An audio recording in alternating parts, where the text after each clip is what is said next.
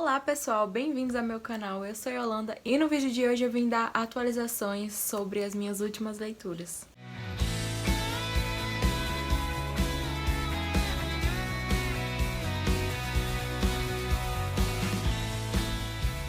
Já faz uns bons meses que eu não venho aqui falar sobre as minhas últimas leituras, mas é porque eu não gosto de vir aqui pra falar só sobre um livro que eu li no mês, então eu prefiro acumular pra falar tudo junto de uma vez só, né? E se eu não me engano, eu tinha parado de atualizar vocês mais ou menos em março, eu acho.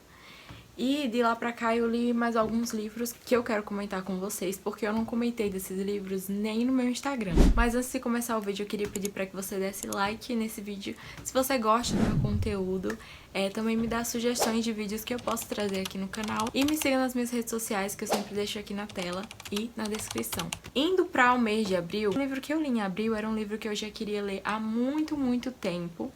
E que eu sempre tava adiando, né, pra ler no momento certo e tal, porque eu não tava na vibe. Mas eu queria ler ele há muito tempo. Que foi Noites Brancas, do Dostoiévski. Foi o primeiro livro de literatura russa que eu li. E eu gostei muito desse livro. Ele conta a história de um cara que vive ali, eu não lembro agora o nome da cidade, mas talvez seja São Petersburgo. Mas ele tá vivendo aí a vida dele, só que ele sente como se a vida dele não fosse igual a das outras pessoas, como se ele não conseguisse viver a vida dele de fato. Então ele meio que anda por aí e vive a vida dele, mas ele nunca sente que está vivendo ela. E ele sente falta de alguma coisa que motive ele a viver, que faça ele sentir a vida. E aí tem um dia que ele tá andando lá pelas ruas, que ele faz isso bastante, ele passeia bastante pela cidade. E quando ele tá voltando pra casa, tem como se fosse uma praça, e aí ele encontra uma mulher que tá sendo ali importunada por um homem. Aí ele aborda esse homem e tenta livrar ela desse cara. E naquele momento ali, os dois começam uma amizade. E eles percebem, né, a mulher e esse cara, eles percebem que tem uma conexão muito forte entre eles. Eles têm praticamente os mesmos pensamentos, os mesmos sentimentos. E o nome dessa mulher é Nashenka. Ela começa a desabafar com ele e ele com ela. E eles começam a se encontrar todas as noites. Só que ele começa a gostar muito dela. Ele é um pouquinho emocionado, sabe? Só um pouquinho, coisa pouca. E a partir daí é que vai começar a se desenrolar algumas coisas da história que você vai ficar sabendo, que vai fazer você se interessar mais ainda pela situação, né? Pelo livro. E o final, gente, foi uma coisa que eu realmente não tava esperando. Eu não tava esperando que fosse assim, até porque eu não tinha ouvido muito sobre a história desse livro. Eu só sabia que era um livro bom. E aí, quando eu li o final, eu fiquei assim, sabe, chocada, arrasada, fiquei triste. Mas assim, se você gosta de livros que nem sempre tem os finais como é esperado, né? Eu acho que você poderia gostar desse livro, porque, assim, ele dá uma lição ótima. Principalmente nas pessoas que são emocionadas demais, né? Que ficam esperando por alguém pra que viva a vida de fato que ele... Sabe, gente... Muito bom, eu gostei demais. Eu dei 4,5 estrelas e eu li pelo Prime Reading, que é um serviço, né, da Amazon que disponibiliza alguns livros pra você ler, desde que você pague, né, o Amazon Prime. No outro mês, né, que foi em maio, eu li Para Sir Philip com Amor, né, o 5º livro dos Bridgertons, da Julia Quinn. E, gente, eu não gostei desse livro. A história desse livro é a história da Eloise, uma das irmãs Bridgertons, né. É uma coisa muito complicada, porque eu achei a Eloise super inconsequente aqui, em muitas cenas, em muitas coisas, muitas atitudes.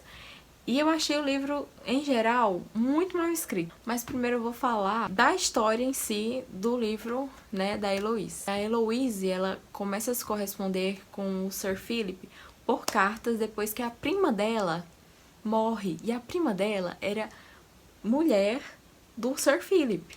Então eles começam a se corresponder, né? Ela manda uma carta dizendo que sente muito. As primas não eram tão próximas assim, então ela não conhecia muito a mulher do Sir Philip, que era a prima dela. Mas aí eles começam a se corresponder e tal. E do nada, o Sir Philip chama ela pra passar uma temporada na casa dele, pra ver se eles se casam, porque ele queria uma mãe pros filhos dele. O que eu achei, assim, mais absurdo é que é como se eles o tempo todo quisessem substituir a Marina, que tinha morrido. Então isso é uma coisa que me incomodou demais. E aí a Heloise pega as coisas, não avisa ninguém e vai. E aí a história começa, tá? É aí onde a história começa. Eu senti muita falta do desenrolar do romance, porque foi um romance muito rápido, não teve desenvolvimento, não teve aprofundamento, parecia que os personagens mudavam de uma hora pra outra, uma hora eles estavam aqui brigando, outra hora não estavam mais. Outra coisa que foi assim, o pior pra mim, foi eles terem tratado uma personagem aqui do livro que tinha depressão com uma irresponsabilidade tremenda. A Julia Quinn, né? A Julia Quinn que escreveu o livro, então foi ela que tratou isso com irresponsabilidade, assim, gente, absurda, irresponsabilidade total. Mas é isso, eu não gostei desse livro, eu dei 2 estrelas e eu posso dizer que essa foi a decepção do ano. Eu esperava pelo menos um romancezinho bom, mas não foi, foi o pior livro mesmo. Eu tava odiando cada página e eu tava com esperança de que melhorasse a cada página e não foi o que aconteceu, tá? Então, assim, se você por acaso, pelo que eu estou dizendo aqui, já acha que não vai gostar do livro, é melhor você nem ler, porque vai ser só decepção. E aí, né, depois de Bridgerton, eu não fiquei muito animada pra ler de novo, né? Mas aí, em junho, eu li Aurora, da Vitória de Souza, que é uma autora nacional e que tá sempre no Instagram divulgando os livros dela. E aí eu fiquei muito interessada em ler esse livro. Aurora é um livro que tem simbologia cristã, mas ele também tem distopia e fantasia. Então, nesse ponto ele me pegou bastante, eu fiquei interessada na história. Só que quando eu comecei a ler, eu percebi que tinha muitas coisas que eram coisas que a gente já viu em vários livros, em vários filmes e várias séries. E o diferente mesmo tá dentro dos personagens e dentro da simbologia mesmo cristã. Esse é o diferencial do livro. Então, não vai esperando coisas novas, porque você provavelmente não vai encontrar.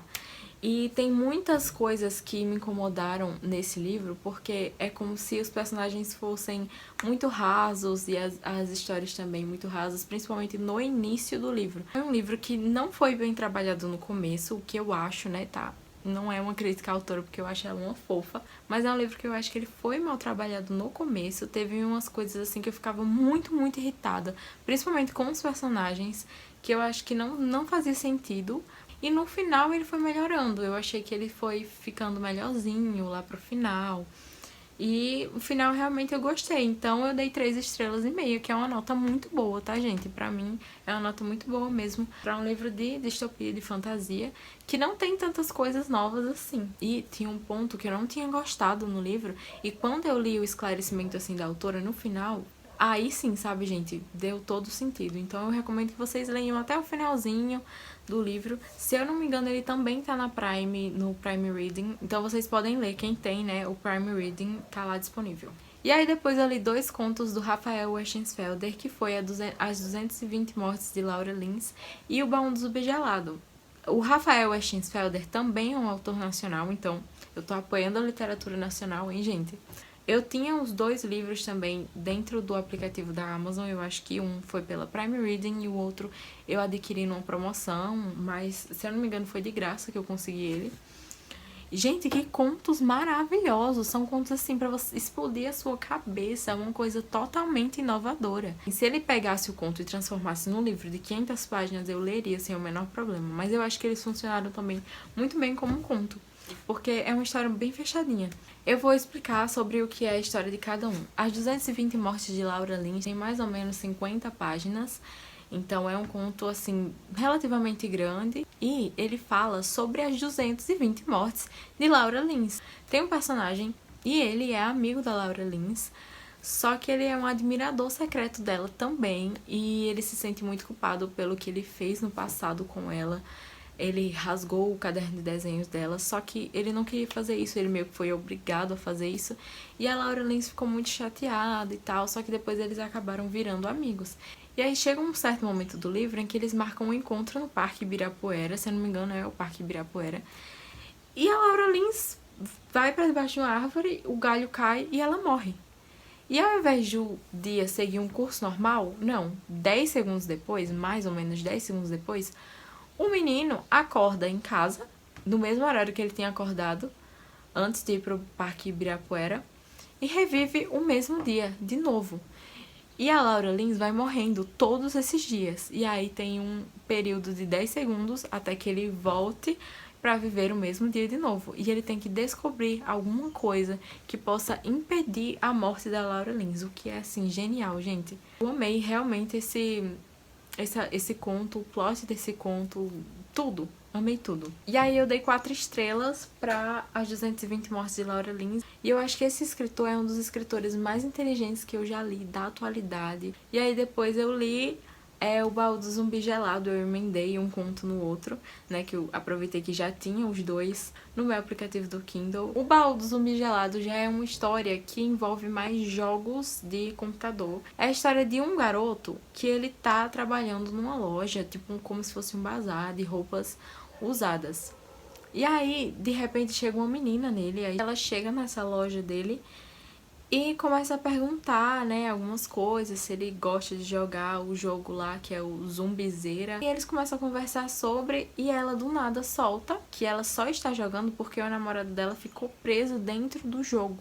E ela tá tentando encontrar o namorado dela de alguma forma, né? Dentro do jogo, ela tá tentando resgatar ele e trazer ele de volta à vida. E assim, né? No começo ele fica tipo, gente, que loucura, que é isso? E aí depois ele vai pesquisar e ele descobre que talvez isso seja verdade. E ela pede ajuda a ele, né? Porque ele é um jogador bom ali do Zumbizeira. E aí, pra chegar onde ela precisa, pra salvar o namorado dela, ela precisa de um jogador com um nível muito bom pra, né, passar ali do zumbi gelado e conseguir resgatar o namorado. E aí ele começa nessa missão de tentar ajudar ela e tal. Só que, meus amigos, a reviravolta eu não tava preparada. É uma coisa assim tão louca que eu fiquei super confusa, mas depois eu fui encaixando algumas peças.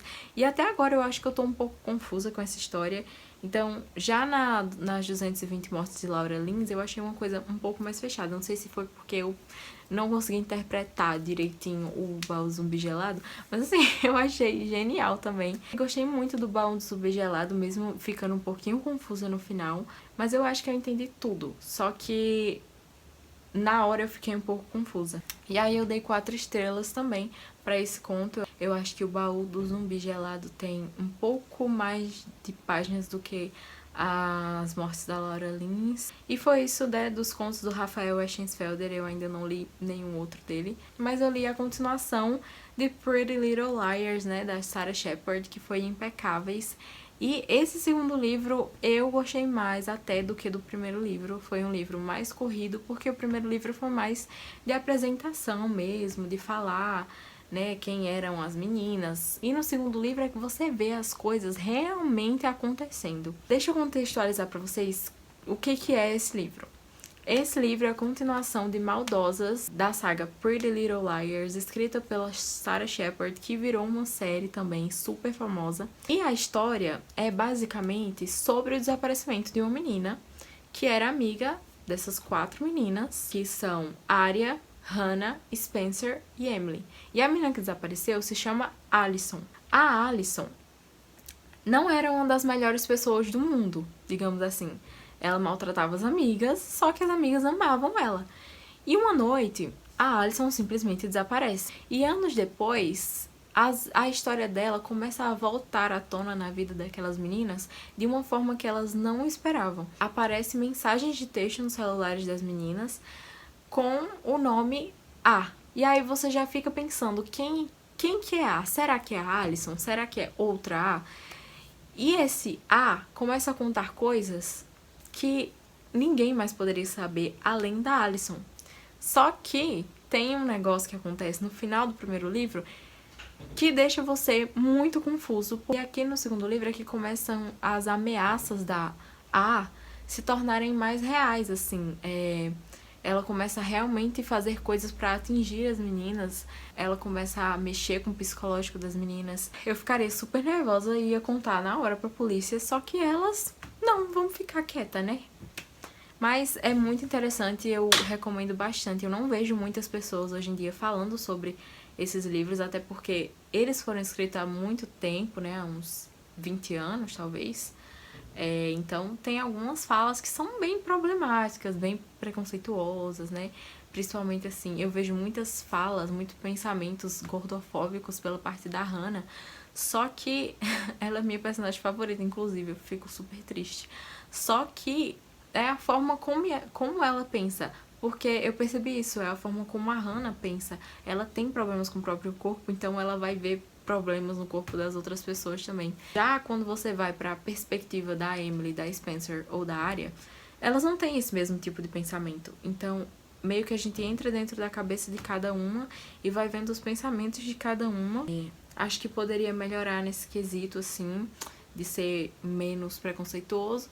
Mas, como eu falei, pode ser que seja só a perspectiva da personagem, porque eu não vejo essas falas, esses pensamentos nas partes das outras meninas. O livro em si é muito interessante, porque é muito legal acompanhar o dia a dia dessas meninas em Rosewood, que é a cidade delas. E é muito legal ver que as meninas são meninas reais e que têm problemas e que elas estão com mais problemas ainda por causa dessas coisas que estão acontecendo com elas, né? Com as mensagens de texto, com mais coisas acontecendo, coisas perigosas. Então, eu gostei muito de ver, realmente. E aí eu dei 4 estrelas, né, pra Impecáveis, e eu gostei bastante mesmo. Pretendo terminar essa série inteira de ler. As minhas personagens favoritas são a Hannah e a Spencer. As mais erradas de todas, mas eu gosto muito delas, não sei explicar.